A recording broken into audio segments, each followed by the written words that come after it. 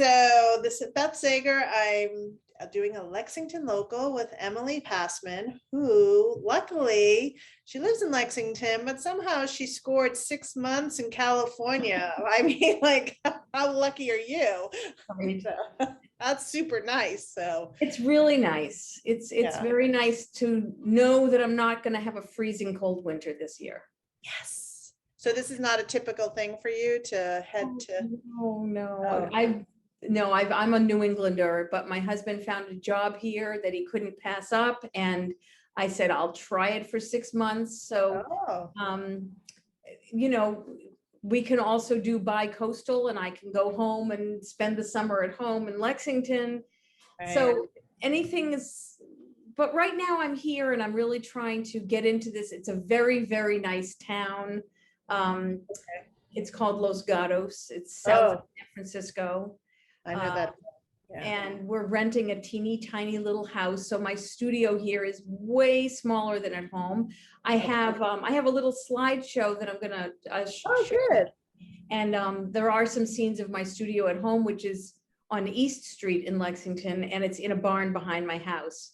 Oh, lucky you. And I teach, before COVID, I taught in person there. I would have art events there. I would have open studios, you know, teaching in other studios, other places also. I teach at Rockport Art, Concord Art. I used to do some classes at Cambridge Art and also the Monroe Center in Lexington. Nice. And at my studio. So having people in classes at my studio was just great, and I have enough room for it. And but the silver lining for being a teacher during COVID is that I learned how to do Zoom and lead my classes. So I'm still teaching at the Currier Museum of Art in New Hampshire. I'm teaching at Rockport, Concord, Lexington, all over. That's right nice. Here in my little studio in Los Gatos. That's awesome. Yeah. I mean, that's something to be thankful for from COVID, right? There are silver linings. Yeah, definitely. It makes me feel like I'm still connected at home. That's right. So what is your art specialty? What do you teach in all of these classes? I teach sketching with pen and ink and watercolor. I teach a sketching class with only ink, which is called Just Ink. I teach oil painting. There's an acrylic painting. There's one of my new large rooftop paintings. I have a whole series of rooftops that I just, it started with my love of the Gloucester and Rockport rooftops, and I went to Greece and I did Athens rooftops, and now I'm doing California rooftops. So I teach painting to people who want to loosen up and not paint in a very, very tight and realistic style. A lot of times people would want to use photos as reference, but they don't want to just copy a photo. So I teach all kinds of techniques for turning on one side of your brain and turning off the other side of your brain so that you actually will paint what you're seeing, not what you're thinking. So I teach a lot of different techniques for drawing and painting. Wow, cool. And have you always been an artist teaching art? Well, I was a graphic designer. I also taught third grade years ago, but my training is in graphic design and painting. Yeah. Nice. And so as a kid, you probably loved art. I loved art. I loved drawing. I never took it seriously until after college, though. I just thought, hobby. This is something I love to do. Right. But now it's really, it has become my life. Now I don't have a choice. I have to paint. It is, yeah, it's a great feeling to get to that stage where it's just integrated as part of my life. And that I love to teach, that I love to share it. I love to narrate my process. Whenever an art association is asking me to do a demo, I'm always, yes, definitely I'll do a demo, because to narrate my process and to get other people excited about their own painting through my eyes and through what I do, it's really a very powerful and engaging process. Nice, nice. And so mostly adults or? I teach mostly adults. I used to Okay. teach kids, but I choose I to like teach to- adults now. Yes. So do these adults sort of have a talent and a skill to start with, or Not can all they of be? them. Not No. all of them. No, all levels. But Okay. it's really nice when you can see somebody who's they're engaged in this process because they feel something within themselves that it's either an enjoyable process or something that they're good at. Something has already hooked them in. And then to see them excel and change and grow and experiment with new techniques, experiment getting larger, using a larger canvas. Mhm. It's very exciting. Nice, Yeah. nice. Oh, so what is it you want to show us? Is there something, can we explore that? Sure. Light I'll share? share my screen. Let's see it. Okay, so are you able to see this page now? I am. Oh, Okay. yeah. Oh, how So beautiful. I have a total love affair with Cape Ann, Gloucester, Rockport. This is actually a painting, an oil painting that is of the paint factory. And this piece right here, this photo right here, I'm just showing, it's in my studio at home. And I was just showing a little bit earlier on in the process where I'm really working with the values, looking at the lights and darks before I start getting really into some of that color. Okay. I had mentioned to you that I love sketching. I'm sketching all the time. And this is a scene out here at a place called Sugarloaf Open Space. They use the term open space out here instead of conservation land. So Okay.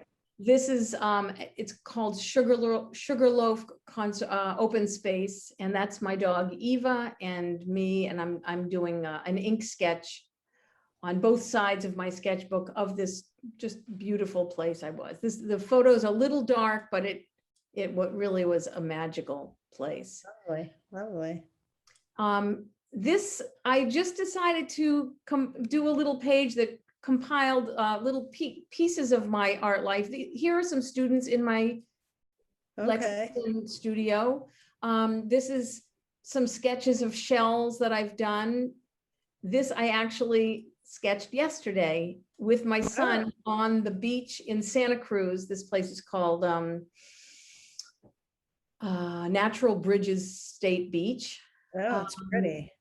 Yeah, it was really beautiful. This is just having a gathering. This was actually a family gathering that I had in my studio at home in Lexington, where I would set up all kinds of drawing materials and subjects for people to paint. And I walk people through some sort of activity, as sometimes for birthday parties, sometimes just as an art gathering. Fun. This is an example of the kind of painting that I'm teaching, using a photograph as reference, but moving to a much looser, much more felt piece as opposed to copying a photo. And then in terms of my sketches, this is done a long time ago at the Public Garden, and this is the just a watercolor and pen and ink sketch. Lovely. So the sketch you did of the natural bridges, what is that in? Is that in ink or is it in? That in is just, pencil? yeah, that's an ink drawing just in Okay. my sketchbook with an ink pen. I just used a I'm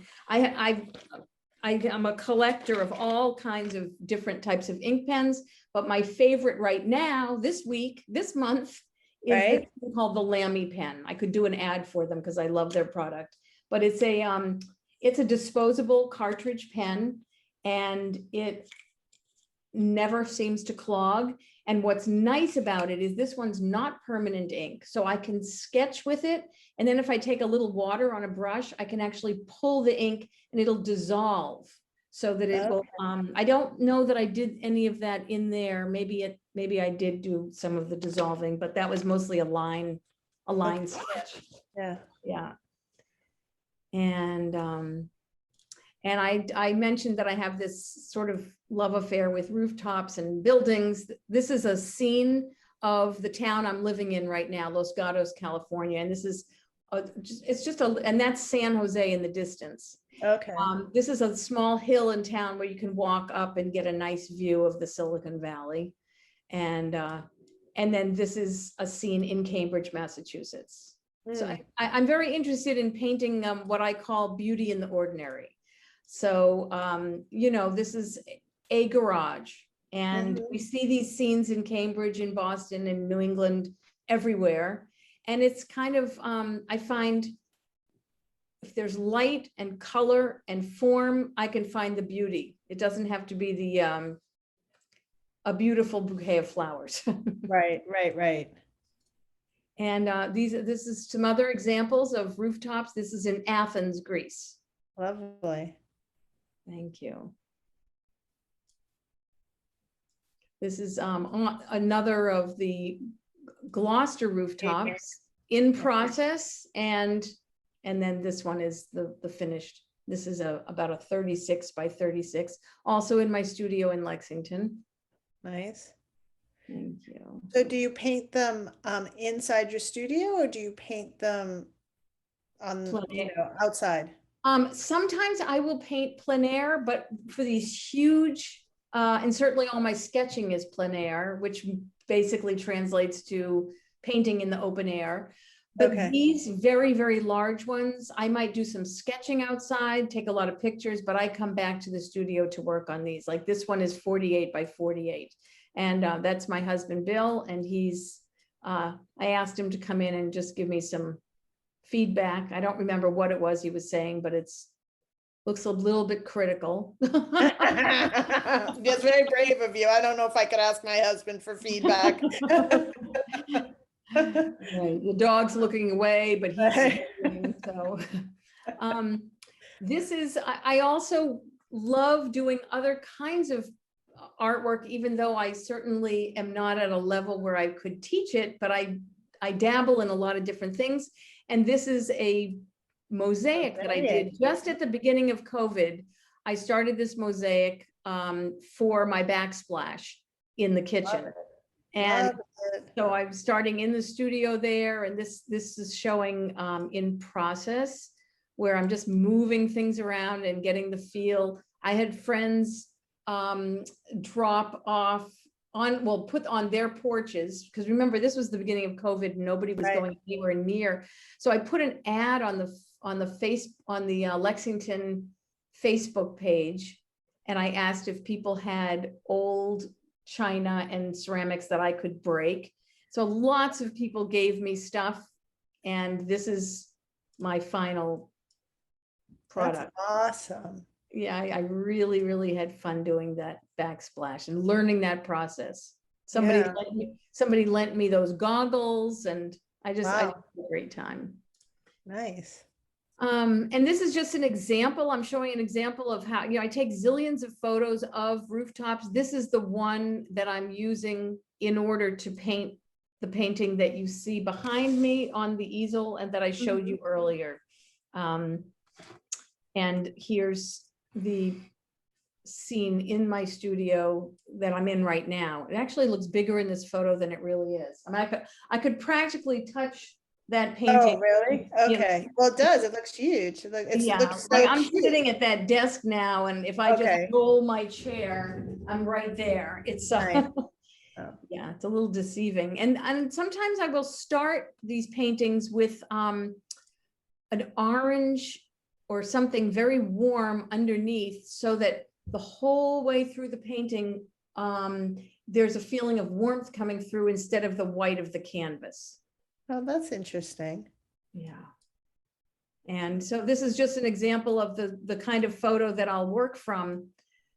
I'm never looking for perfect photos. It's like, I'll get me the right clustering of the buildings, and I will do what I do, Well, because you take liberties, right? I mean, it's not like you're leaving the white buildings white. You're just using sort of the lines to develop the picture, and then you're making color. It helps me to understand the perspective and what it feels like, the layering and the atmosphere, but most of it is I can't make it up out of my head, but but I'm certainly taking liberty. That's exactly right. Yeah. Oh, And that's very pretty. that's the final where I am now. That's beautiful. Now, do you sell these paintings? Oh yeah, I sell. So I'm represented in a gallery in Rockport called Three Stones Gallery, Okay. and they just closed for the winter. And I also show at Rockport Art Association. I'm one of the artist members there. And Nice. other shows here and there. Sometimes I'll show pieces at Gallery Twist in Lexington. Okay. And years ago, I was one of the 21 members of the Depot Square Gallery, which you might have moved to Lexington after we closed, but we were a cooperative gallery in the space that the Chinese bakery is now. I think it's, Okay. I can't think of the name of it right now. Green Tea?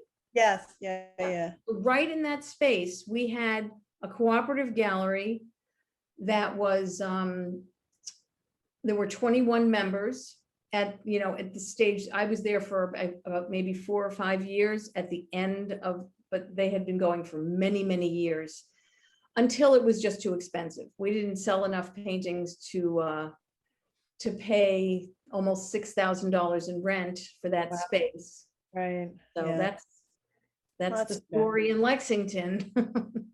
Yeah. Unfortunately. And I've also, in terms of a series, I also have done a series of That's a cool picture. old typewriters. And this is one of my large oil on canvas. How long does it take for you to finish a picture like that? This might take well, it depends. If I got into the studio and I stayed there 8 hours a day, I could do it in a few days. Okay. But it's usually in process when I have something else in process and I'm teaching on Zoom. Well, no, but back then I was teaching in person, which takes even more time because it's a lot of travel. Right. So I don't know if, maybe a few days Oh. start to finish. Wow. Okay. And I'm just ending on another one of my sketches, which is an ink sketch of a beautiful tree that I found just on a walk in one of the open spaces here in Los Gatos. Nice. Yeah. Well, that's amazing. You can make art out of, a piece of paper and a pen, right? Yeah. Out in the woods. Right. That's beautiful. Right. I can never be bored because Right. I have my sketchbook with me. You can be waiting for people who have gone into the store, or you get bored somewhere and say, I'm going to wait outside. And, it's kind of this precious time if you have the sketchbook with you. Yeah. Yeah. Right. That's cool. That Right. is cool. So what is your favorite thing about art? What would you like to share with people? Oh boy, my favorite thing about making art, about teaching art is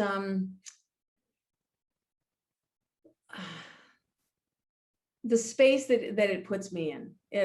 I can be a very anxious, emotionally charged person with, high anxiety about certain things in life.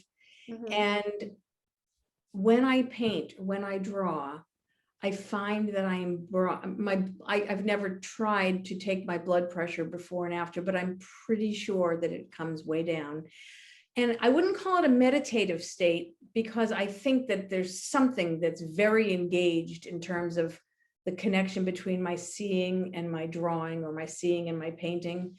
Mhm. But I feel like that it's a very non-judgmental space to arrive into. And whenever I've taught a class, especially sketching classes, where I have, for example, everybody has a shell in front of them, and I talk about this process of have the shell and your eyes and your arm and your hand and the tool and the paper all working together. So it's not like you're looking and you're figuring it out and you're thinking, what does a shell look like? You're actually in that process, almost as if you're touching the shell and it's transferring through you onto the paper. It's a very meditative process that can really bring calm, peace, and joy. And then you have a nice drawing too. Well, that's true at the You know, end. it's process versus product. It's like my sketchbook is a thing. Somebody could pick it up and they could flip through it and they could look at my sketches. That's not the same as when I'm in that moment and I'm looking and I'm drawing what I'm seeing. So the sketchbook has so many different lives. One is the process versus the product, and at the end it is a product. Right, right. Yeah, but it's a very peaceful process for people to sketch and to paint. Mm, And as well as it's very difficult. It's hard work. That's why they call it artwork. It is. yeah. It's very hard. There's a lot to learn about it. There's learning the techniques, skill building, color mixing, ways to layer the paint. In addition to really honing in on seeing skills, because the more you see, the more you see. Right, right, It's right. keep looking and you'll keep seeing more and more. So teaching people to look and learn perspective from the point of view of, you know, not trying to figure it out mathematically, but actually looking and seeing what a chair looks like as it's going off in the distance, or the side of a building, or, you know, this glass of water, and how much of this that you see on the top versus now how much you see, you know. You could just study that and draw that. And so it's hard work at the same time that it's connected to a peaceful process. It's a strange combination of hard work and peaceful process. Thanks. Well, thank you so much for your time. I hope that you do bi-coastal, because I would like to visit you in your gallery when you come back. Thank you. Yes, you're very welcome to come to the studio when I'm back in Lexington. That would be really nice. And Where can we find your work? Oh, you could follow my work on Instagram. I'm at Emily Passman. Okay. And also, if you'd like to take a class with me, if you go to my website, which is www.emilypassman.com, if you click on classes and then click on send me updates, you will receive my list of classes that I teach on Zoom and in person. Oh, perfect. Good, good.